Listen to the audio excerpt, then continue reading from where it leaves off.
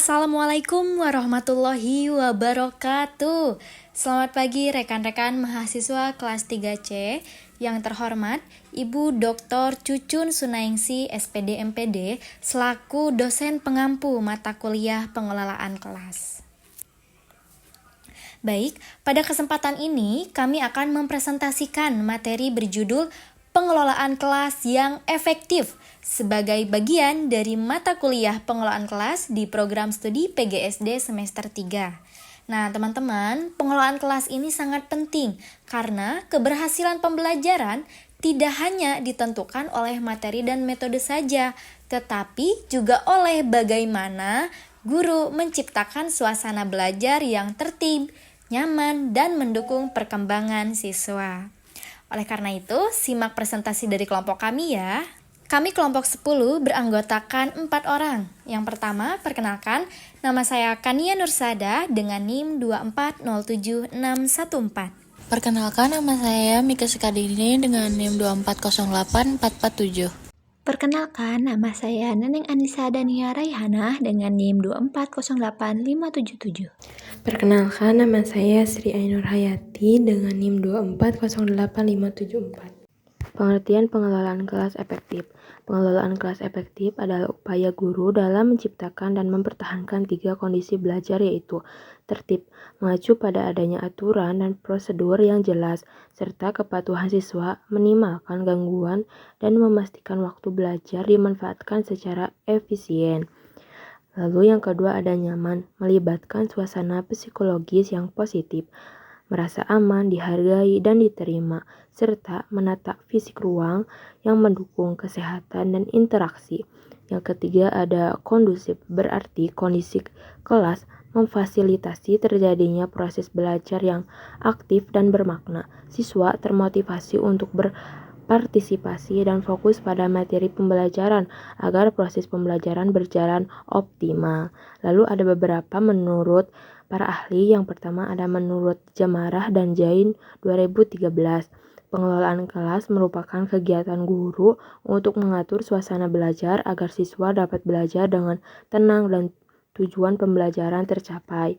Lalu menurut Ari Kunto 2012 menyatakan bahwa pengelolaan kelas adalah usaha guru menjaga kondisi kelas agar tetap mendukung kegiatan belajar mengajar secara efektif.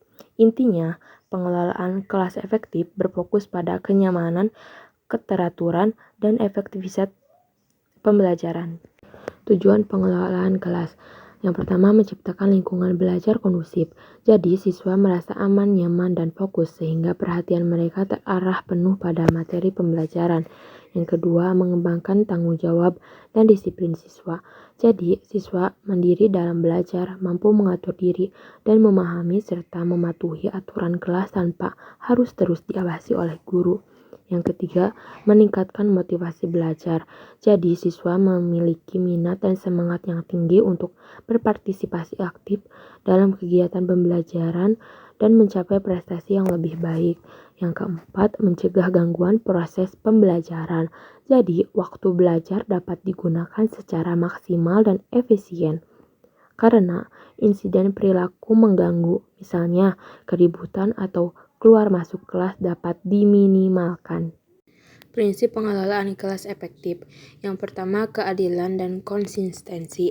Prinsip ini berarti guru harus menerapkan aturan dan prosedur secara setara kepada semua siswa, tanpa memandang latar belakang atau kedekatan. Penerapannya harus tegas dan tetap.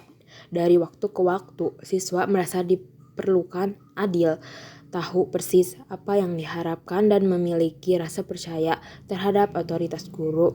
Yang kedua, keterbukaan dan komunikasi positif. Guru menciptakan suasana di mana siswa bebas untuk mengajukan pertanyaan dan menyampaikan pendapat tanpa takut dihakimi atau keterbukaan. Komunikasi yang digunakan harus membangun, menghargai, dan fokus pada solusi atau komunikasi positif. Jadi hubungan guru dan siswa menjadi kuat dan saling menghargai. Menciptakan iklim kelas yang hangat dan suportif untuk belajar. Yang ketiga ada mencegah lebih baik dari hukuman. Guru lebih memprioritaskan pengaturan dan perencanaan untuk mencegah masalah perilaku terjadi daripada hanya bereaksi dengan hukuman setelah masalah muncul. Nah, ini termasuk membuat aturan yang jelas dan menjaga proses pembelajaran tetap menarik. Jadi, gangguan kelas berkurang secara signifikan dan guru dapat mempertahankan waktu fokus pada pengajaran, bukan pada penegakan disiplin. Selanjutnya ada keterlibatan aktif siswa. Pengelolaan kelas efektif harus memastikan bahwa siswa terlibat secara mental, fisik, dan emosional dalam kegiatan pembelajaran. Ketika siswa sibuk dan tertarik, peluang untuk perilaku mengganggu akan menurun. Nah, jadi siswa menjadi pemilik dalam proses belajar mereka, sehingga kelas menjadi lebih dinamis dan masalah perilaku otomatis berkurang. Keteladanan guru. Guru adalah model peran atau role model utama. Perilaku, sikap, dan profesional guru termasuk cara guru mengelola emosi, berkomunikasi, dan mengikuti aturan menjadi contoh yang akan ditiru oleh siswa. Jadi siswa belajar tentang integritas dan profesionalisme melalui tindakan guru, dan suasana kelas menjadi cerminan dari sikap positif yang ditunjukkan oleh guru. Baik, materi selanjutnya adalah komponen pengelolaan kelas. Nah, teman-teman, pengelolaan kelas sendiri itu memiliki dua komponen utama. Yang pertama yaitu komponen fisik, yang kedua adalah komponen non-fisik. Pertama, komponen fisik. Ini mencakup penataan ruang, posisi meja kursi, ventilasi, pencahayaan, serta kebersihan kelas. Nah, komponen fisik ini membantu siswa agar lebih fokus, nyaman, dan mudah berinteraksi maupun dalam belajar mengajar di kelas. Nah, kalau yang kedua itu komponen non-fisik. Ini berkaitan dengan hubungan sosial, iklim emosional, serta kualitas interaksi antara guru dan siswa dan juga antara siswa dengan siswa lainnya. Nah, komponen non-fisik ini menentukan bagaimana suasana kelas itu terbentuk, apakah kelas tersebut ramah, mendukung, ataupun justru sebaliknya. Jadi, kedua komponen ini tuh harus berjalan seimbang agar kelas menjadi lingkungan belajar yang efektif. Selanjutnya, strategi mewujudkan kelas efektif. Untuk menciptakan kelas yang efektif, guru dapat menggunakan beberapa strategi.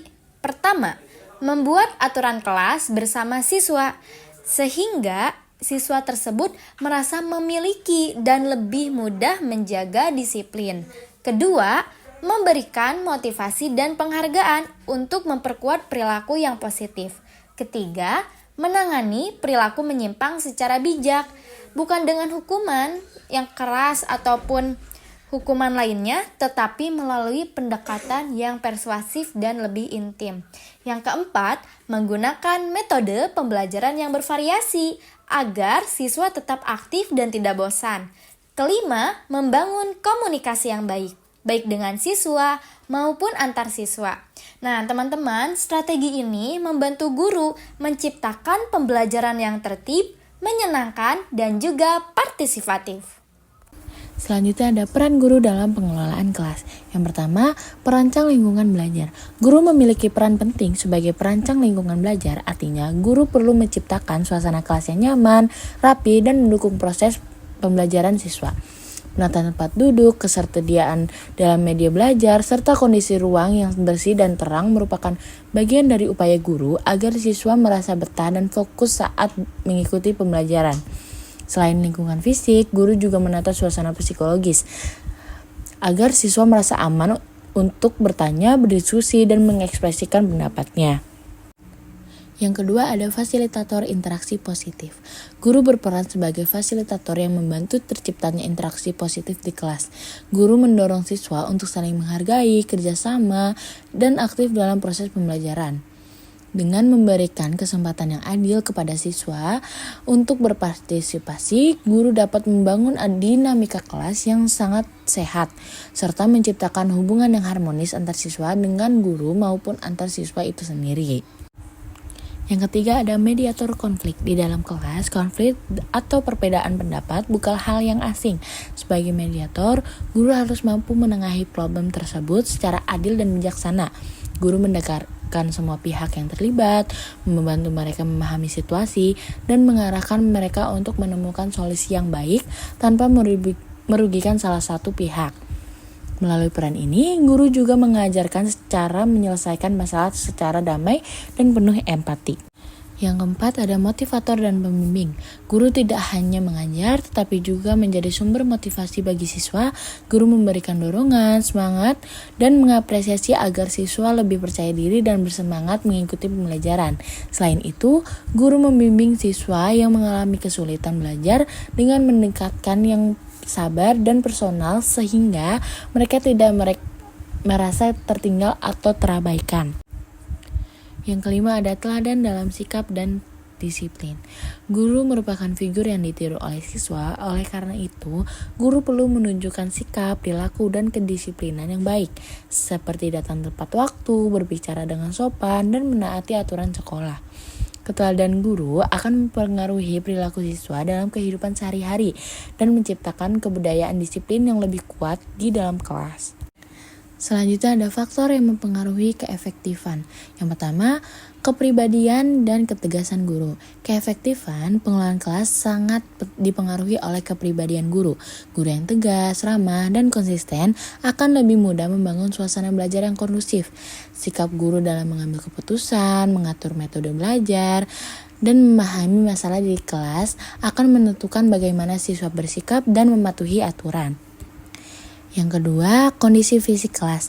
Lingkungan fisik kelas turut menentukan kualitas pembelajaran, ventilasi yang baik, pencahayaan yang cukup, kebersihan, serta tata ruang yang rapi membuat siswa lebih nyaman untuk belajar. Kelas yang tidak tertata dengan baik dapat mengganggu konsentrasi belajar siswa dan membuat proses pembelajaran tidak sangat efektif. Yang ketiga adalah latar belakang siswa. Setiap siswa memiliki karakter, kemampuan, dan latar belakang yang berbeda-beda. Perbedaan ini mempengaruhi bagaimana mereka berinteraksi, memahami materi, dan berperilaku. Guru perlu memahami keberagaman ini agar dapat memilih strategi pengajaran yang tepat, sehingga semua siswa bisa mengikuti pembelajaran yang baik. Yang keempat ada dukungan orang tua dan sekolah. Keberhasilan pengelolaan kelas juga bergantung kepada kerjasama antar guru, orang tua, dan sekolah. Dukungan orang tua dalam pembiasaan di rumah dan dukungan sekolah dalam menyediakan fasilitas serta kebijakan yang mendukung sangat membantu menciptakan suasana belajar yang lebih terarah dan kondusif. Yang terakhir ada sistem penghargaan dan sanksi. Penerapan penghargaan dan sanksi yang adil dan konsisten penting untuk membentuk perilaku siswa. Penghargaan dapat meningkatkan motivasi dan kepercayaan diri siswa, sedangkan sanksi digunakan untuk meningkatkan dan membina mereka yang melakukan pelanggaran. Yang terpenting, keduanya diterapkan dengan cara yang mendidik, bukan sekedar menghukum. Selanjutnya ada hambatan dalam pengelolaan kelas. Yang pertama, gangguan disiplin siswa. Hambatan paling umum dalam pengelolaan kelas adalah gangguan disiplin siswa, seperti berbicara saat guru menjelaskan, mengganggu temannya, atau tidak mematuhi aturan. Hal-hal kecil seperti ini jika dibiarkan dapat mengurangi efektivitas pembelajaran dan mempengaruhi suasana kelas. Guru perlu menanganinya dengan pendekatan yang konsisten, namun tetap manusiawi. Yang kedua ada kurangnya komunikasi guru dan siswa. Komunikasi yang kurang baik antara guru dan siswa bisa menimbulkan salah paham yang berdampak pada suasana kelas. Jika siswa merasa tidak didengar atau tidak dihargai, mereka cenderung kurang bersemangat dalam belajar.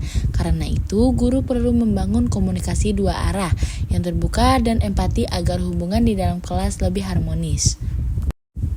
Yang ketiga ada motivasi belajar yang rendah. Tidak semua siswa memiliki motivasi belajar yang tinggi. Sebagian mudah bosan, tidak memahami manfaat pembelajaran, atau tidak merasa percaya diri. Guru perlu menggunakan metode yang menarik, variatif, dan relevan dengan kehidupan siswa untuk menumbuhkan kembali minat belajar mereka. Yang terakhir ada keterbatasan sarana dan prasarana. Kelas yang kekurangan fasilitas atau peralatan belajar sering menjadi hambatan dalam pengelolaan kelas. Misalnya, media pembelajaran yang minim, ruangan yang sempit, atau teknologi yang tidak memadai. Dalam situasi ini, guru perlu lebih kreatif dalam memanfaatkan sumber daya yang ada dan bekerja sama dengan sekolah untuk mencari solusi yang baik. Oke, selanjutnya ada solusi pengelolaan kelas efektif. Yang pertama, pendekatan preventif. Guru mengenali karakter dan kebutuhan siswa sejak awal, menyusun aturan kelas bersama agar siswa merasa memiliki dan mengembangkan rutinitas positif seperti salam, refleksi singkat, atau doa sebelum belajar. Kemudian yang kedua ada pendekatan persuasif dan humanis. Guru mengajak siswa untuk memahami akibat perilakunya, bukan hanya sekedar memberi hukuman. Kemudian gunakan dialog pribadi saat ada pelanggaran, bukan hanya teguran di depan umum, dan berikan penghargaan untuk mereka yang berperilaku baik, bukan hanya hukuman untuk yang melakukan kesalahan. Kemudian yang ketiga ada komunikasi terbuka dan positif. Guru bersikap terbuka terhadap pendapat siswa, menciptakan suasana kelas yang aman untuk bicara dan bertanya, dan gunakan bahasa yang sopan, empatik, dan mendukung. Kemudian yang keempat ada penguatan positif atau reward system. Gunakan sistem poin, stiker, atau pujian sebagai motivasi, fokus pada usaha dan sikap, bukan hanya hasil belajar. Kemudian lakukan evaluasi bersama untuk menumbuhkan kesadaran diri. Kemudian yang kelima ada kolaborasi dengan orang tua dan sekolah. Adakan komunikasi rutin seperti chat grup, pertemuan bulanan. Kemudian libatkan orang tua dalam pembentukan kebiasaan disiplin di rumah dan koordinasi dengan guru lain serta wali kelas untuk kesinambungan pembinaan. Kemudian yang terakhir yaitu refleksi dan evaluasi rutin. Guru meninjau kembali aturan dan metode setiap akhir periode, kemudian lakukan refleksi bersama siswa untuk perbaikan suasana kelas, dan gunakan jurnal kelas sebagai alat memantau perilaku dan kemajuan. Kemudian materi selanjutnya adalah contoh praktik pengelolaan efektif. Yang pertama ada penataan meja melingkar untuk diskusi. Meja kursi disusun fleksibel sesuai dengan kegiatan, bisa dengan lingkaran, kelompok, atau baris. Dinding berisi hasil karya siswa, jadwal, dan aturan kelas. Kemudian pencahayaan yang cukup, ventilasi yang baik, serta kebersihannya yang selalu terjaga. Kemudian yang kedua ada aturan kelas disusun bersama. Siswa dilibatkan dalam membuat kesepakatan kelas bersama. Kemudian aturan ditulis di poster dan ditempel di dinding kelas, dan setiap pelanggaran ditangani dengan diskusi, bukan hukuman keras. Kemudian ada sistem poin penghargaan. Yang pertama ada reward, bisa berupa pujian, bintang, sertifikat kecil, dan waktu bermain tambahan. Kemudian ada punishment, seperti tugas tanggung jawab sosial, yaitu membersihkan papan, membantu temannya membersihkan kelas. Kemudian yang terakhir ada guru memberikan contoh disiplin dan menghargai usaha siswa. Kemudian ada ice breaking saat kelas mulai pasif. Ice breaking membantu guru mengaktifkan kembali kelas yang mulai pasif.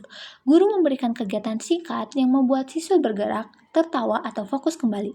Contohnya seperti tepuk kompak, tebak gambar cepat, gerakan mengikuti instruksi, atau pertanyaan ringan. Kegiatan ini memecah kebosanan dan mengembalikan perhatian siswa ke pelajaran.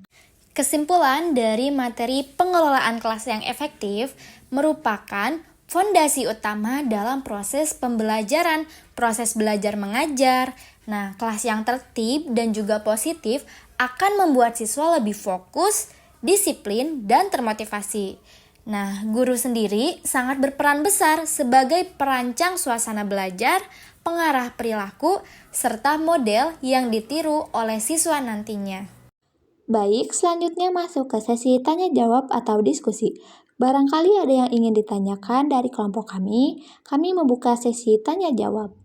Baik teman-teman, demikian presentasi yang dapat kami sampaikan. Semoga materi ini bermanfaat ya dan dapat menambah pemahaman kita tentang pentingnya pengelolaan kelas di tingkat sekolah dasar. Terima kasih atas perhatian teman-teman dan juga terima kasih atas bimbingan Ibu dosen. Kami persilakan jika ada pertanyaan. Wassalamualaikum warahmatullahi wabarakatuh.